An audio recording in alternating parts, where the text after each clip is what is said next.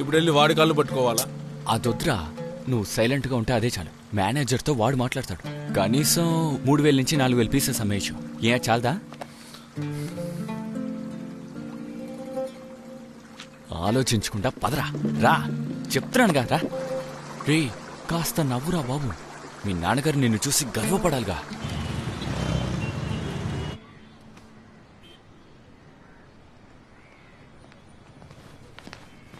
Sir, నేను చెప్పాను కదా ఇతనే అజీ.